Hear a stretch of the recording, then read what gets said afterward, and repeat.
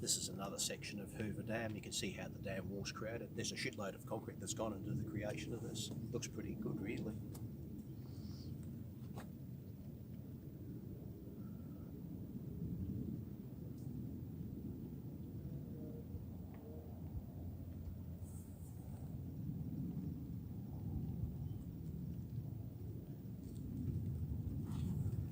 Makes for a nice place to watch the sunset too. Really is pretty good out here.